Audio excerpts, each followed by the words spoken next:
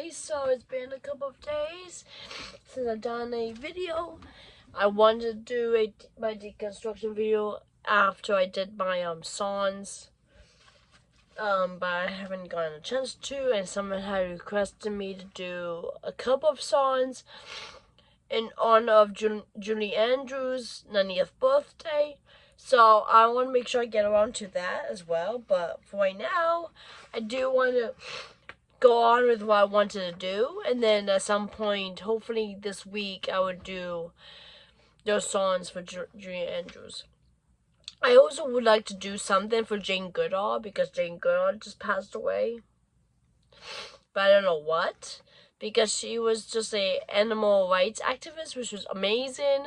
She really did a lot for apes, especially chimpanzees, and I would like to do something for her as a tribute, but I don't know what, because it's easier for someone who had passed away to do a tribute for, or just a birthday celebration, if they have done songs, and I can do one of their songs. But Jane Goodall was a radical person that done good things for animals.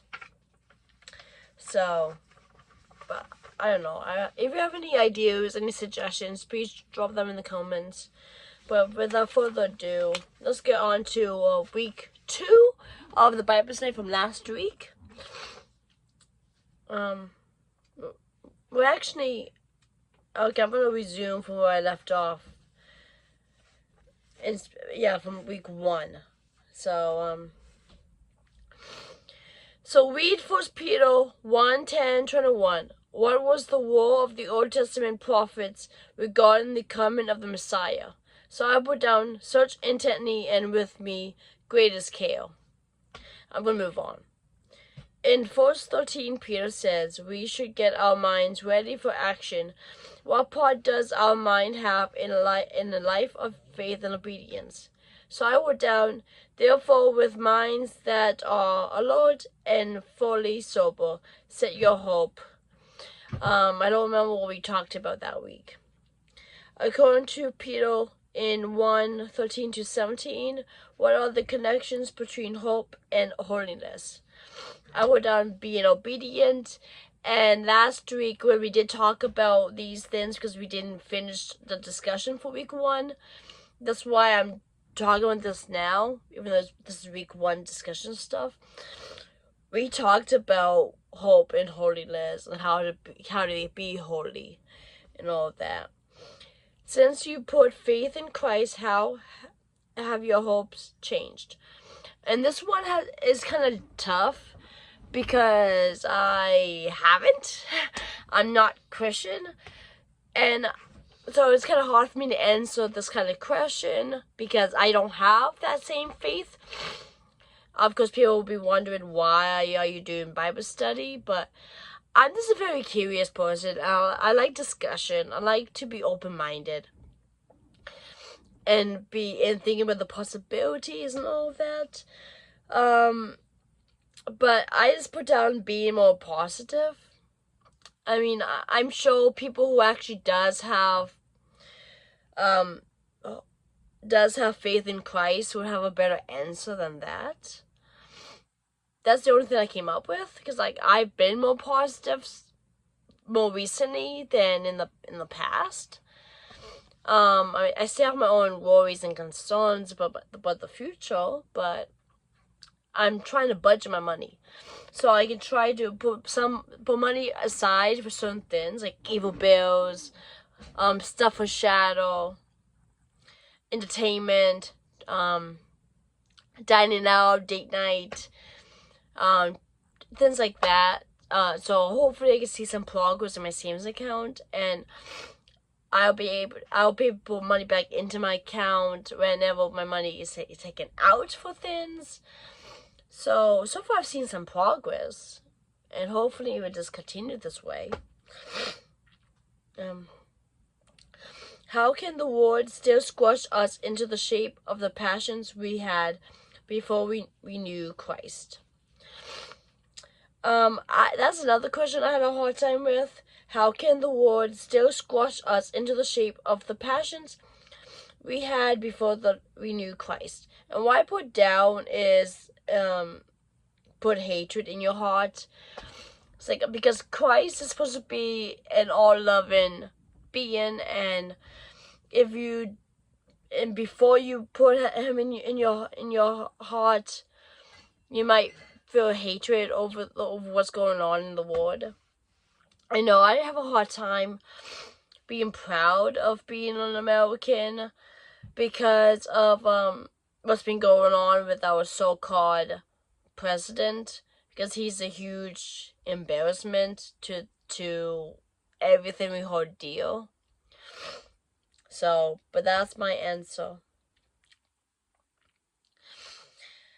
Read 1 Peter 1:22-23. Most Christians struggle at least some of the time with having a sincere love for all their fellow believers.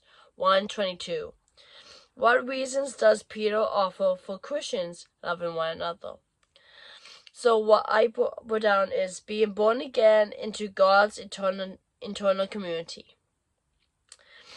I mean, we all should love one another, whether you are of the Christian faith or another faith or non-religious or agnostic or spiritual, whatever you are.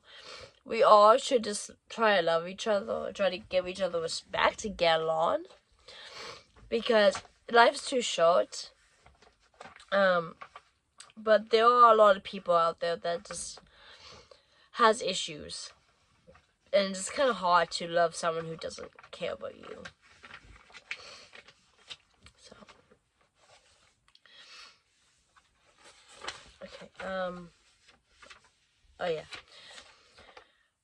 What has the seed of the word accomplished in the word and in your own life? So here, I opened up and I talked about how the word inspired me to, back when I was in college at Sam State, I was part of this group called InterVarsity, which is a Christian club on campus, and through them, I went with them to Baton Rouge, Louisiana during spring break for Habitat with Humanity, and we helped clean out this storage shed thing after the natural disaster and all of that, and it was fun and a good experience. And then a year after that, I went with another group, Community Service Initiative, which is another club that has to do with community service. And I went with them to St. Joseph, Missouri for Habitat. And we build in homes. I experienced using our tools.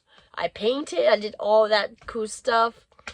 And I feel like it's very important because I just want to help people, because Jesus inspires people to help the poor, help people who are less fortunate, and I think that's a very important lesson to keep.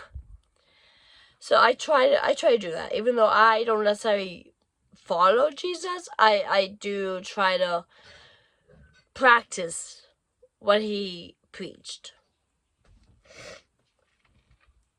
And the last question for week 1. Peter reminds us that there is more to salvation than initially being saved. Salvation is something we grow up in. Having tasted that the Lord is good, we should go on to crave the spiritual milk, the real stuff, not watered down. What does it mean to grow in our salvation? I do like what I said about spiritual milk. That's an interesting way to put things. I really like that. And all I put was to be born again, which I don't understand that concept. I never liked born again Christians, but I do understand born again as in spiritual meaning. But I don't know. I have a shirt that says born again pagan, so just saying. But yeah, that's what I'm going to do in this video. It's almost 10 minutes now. And then I'll make another video that talks about from week 2. So I hope you enjoyed this video. And don't worry, I will get around to doing those Julie Andrews tribute videos for her 90th birthday. And if you have any ideas for Jane Goodall a tribute for her, please suggest anything in the comments below. So it's now 10 minutes. See you in my next video. Bye bye. Take care.